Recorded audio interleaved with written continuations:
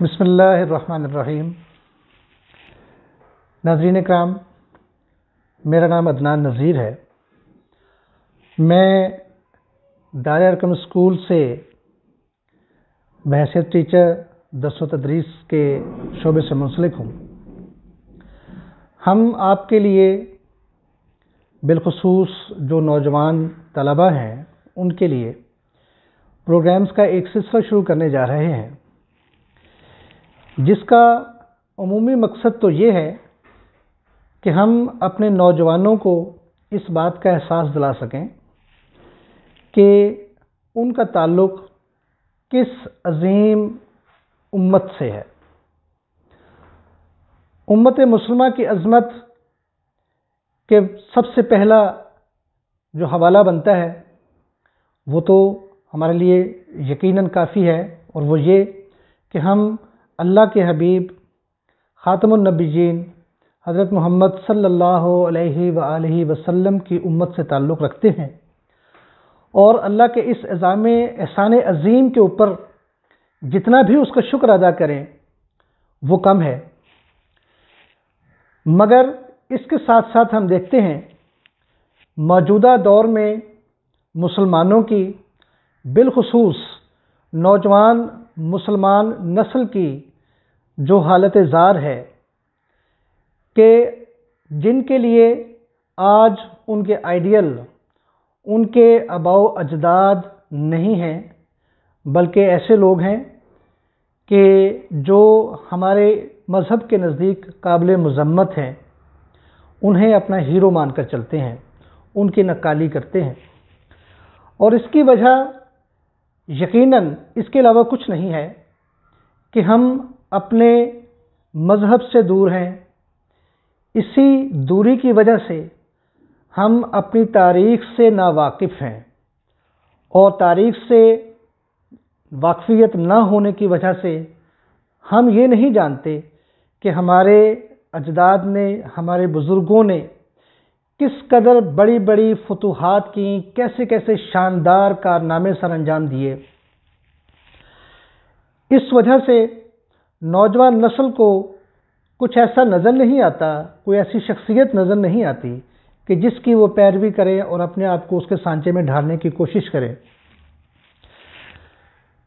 آج جب ہم اپنے ارد گرد نظر ڈالتے ہیں تو ہم دیکھتے ہیں کہ ہمارا نوجوان ناچ گانوں کا شوقین ہے۔ اس کا حلیہ دیکھیں، اس کا لباس دیکھیں تو وہ بجا طور پر انگریز بننے کی کوشش میں ہے،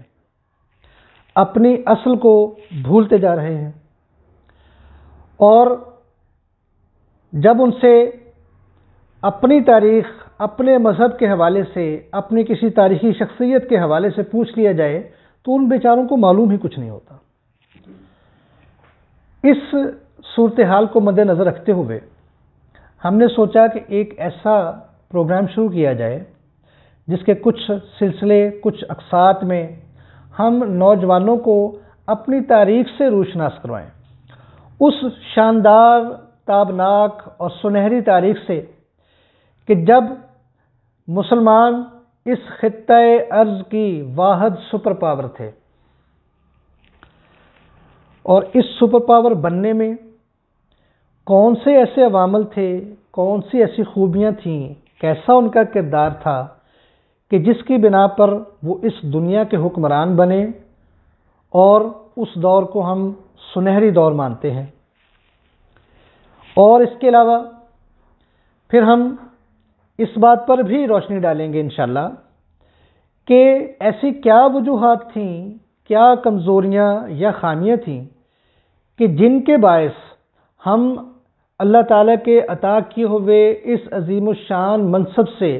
نیچے گرے، اور ایسے گرے کہ گرتے ہی چلے جا رہے ہیں۔ کہیں ہماری مسجد کو شہید کر کے اسے مندر میں تبدیل کر دیا جاتا ہے، کہیں ہمارے مسلمان بھائیوں کو محض اس بات پر شہید کر دیا جاتا ہے تشدد کر کے کہ انہوں نے گائے کا گوشت کھا لیا، کہیں کسی نوجوان مسلم فیملی کو صرف اس لیے قتل کر دیا جاتا ہے کہ اس نے ہندوؤں کے بھگوان بندر کو پتھر مار دیا تھا۔ یہ سب واقعات جو انفرادی واقعات میں نے آپ کے سامنے 2-3 اشارے کیے، یہ ظاہر کرتے ہیں کہ ہم اس قدر کمزور ہو چکے ہیں کہ لوگ ہمیں کسی بھی وجہ پر اور چاہے بغیر وجہ کے قتل کر دیں اور ان کو کوئی پوچھنے والا نہیں ہے۔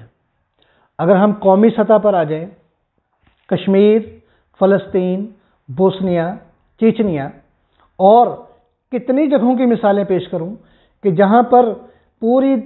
کافر دنیا، غیر مسلم دنیا متحد ہو کر مسلمانوں کا قتل عام کر رہی ہیں۔ اردن، لیبیا، شام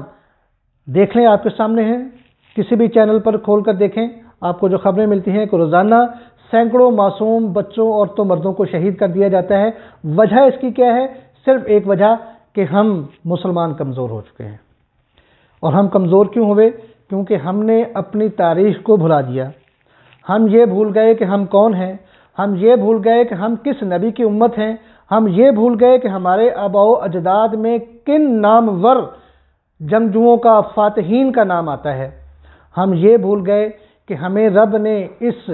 دھرتی پر، اس زمین پر اپنا نائب بنا کر بھیجا اور ہمارے اوپر کچھ ذمہ داریاں عائد کی، جیسے کہ علامہ اقبال نے اشارہ بھی کیا کہ کام لیا جائے گا تجھ سے دنیا کی امامت کا۔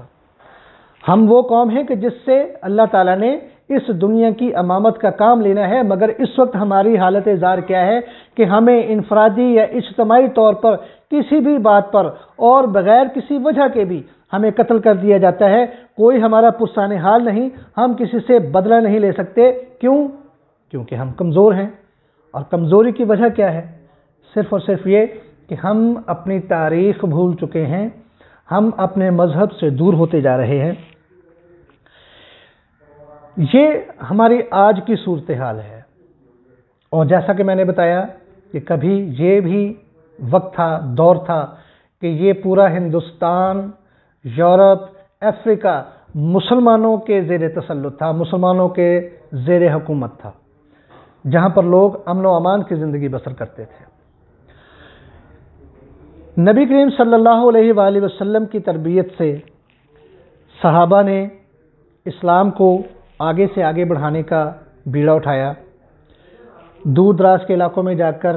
اس وقت کی سپر پاورز کے ساتھ ٹکر لی، ان سے جنگ کی اور انہیں شکست فاش دی۔ اور اس کے نتیجے میں ایک وقت وہ آیا کہ حضرت عمر رضی اللہ عنہ کے دور میں 12 لاکھ مربع میل پر مسلمانوں کی حکومت تھی۔ آج بھی ہم دیکھتے ہیں تو دنیا میں مسلمانوں کی تعداد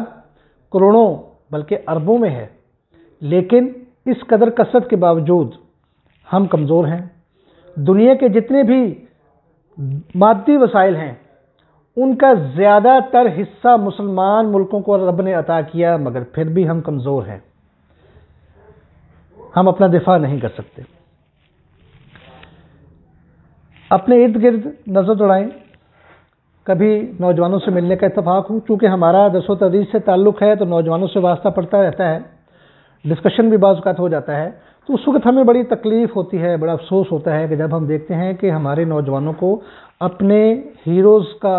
اصل ہیروز جو ہمارے تاریخی ہیروز ہیں، ان کے ناموں تک سے واقف نہیں ہیں۔ محمد بن قاسم کا نام اس لیے شاید ان کو یاد ہے کہ ہماری درسی کتب میں پایا جاتا ہے، ان کو پڑھایا جاتا ہے مطالعہ پاکستان میں، وہ بھی ایک سرسری سے انداز میں، شاید اس وجہ سے ان کو اس کا نام یاد ہے۔ اس کے علاوہ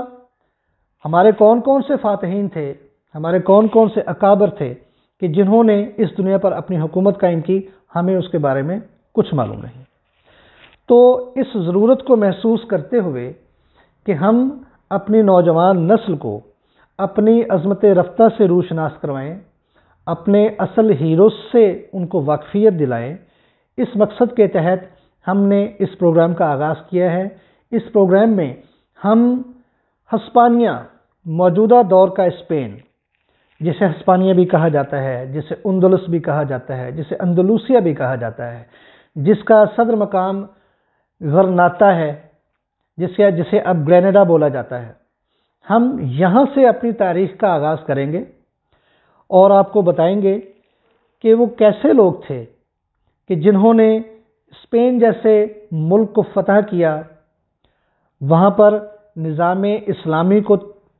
ترقی دی، اس کی ترویج دی، اور آج بھی جو وہاں کے رہنے کے والے لوگ ہیں اور پوری دنیا اس عرصے کو کہ جو عرصہ مسلمانوں نے وہاں پر گزارا اس کو گولڈن ایرا، سنہری دور کے نام سے یاد کرتے ہیں۔ اس کے علاوہ کون سے جرنیل تھے کہ جنہوں نے ان علاقوں کو فتح کیا اور وہاں پر کیسا نظام حکومت قائم رہا، کون کون سی جنگیں ہوئیں، کس کس طرح کی مشکلات پیش آئیں اور کس کس طرح سے مسلمانوں نے قربانیاں دے کر، جد و جہد کر کے، کوشش کر کے ایک ایسی حکومت قائم کی کہ جو 600 سال تک وہاں پر قائم رہی، اور اس دور کو آج بھی لوگ سنہری دور کے نام سے یاد کرتے ہیں۔ اور اس کے بعد کیا ہوا کہ یہ علاقہ ہم سے چھن گیا، ہماری حکومت وہاں پر ختم ہو گئی، اور آج وہی اسپین جو کبھی مسلمانوں کی عظمت رفتہ کا نشان ہوا کرتا تھا، وہاں اب عیسائی حکومت ہے، آبادی کی اکثریت عیسائی ہے، مساجد کو تالے لگے ہوئے ہیں، مسلمانوں پر ایک بہت لمبے عرصے تک پابندی رہی کہ وہ مساجد میں جا کر اپنی عبادت نہیں کر سکتے۔ اس سب کی کیا وجوہات تھیں، کیوں یہ وقت آیا، اور ان سب سے سبق حاصل کرتے ہوئے ہم جو ہمارا اصل مقصد ہے اس کی طرف آئیں گے کہ ہم ایسا کیا کریں کہ جس سے ہم دوبارہ اس راستے پر آ جائیں جو ہمیں ہماری عظمت رفتہ سے ملا دے اور ہم ایک دفعہ پھر اس دنیا کے حکمران بن جائیں۔ افسوس کی بات یہ ہے کہ جب ہم آج کسی سے یہ بات کہتے ہیں کہ مسلمان دنیا کے حکمران بن جائیں تو لوگ مسکراتے ہیں، زیر لب مسکراتے ہیں اور اس کو ناممکن تصور کرتے ہیں۔ اس کی وجہ ہی یہ ہے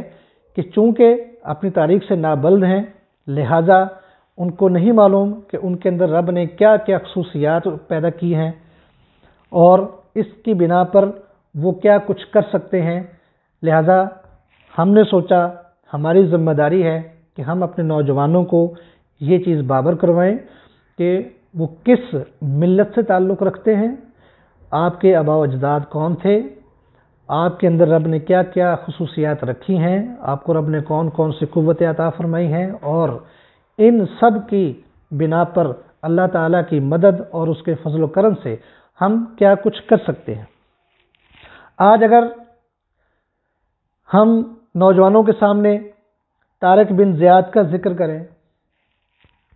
اگر ہم ان سے جبل الطارق کا پوچھ لیں،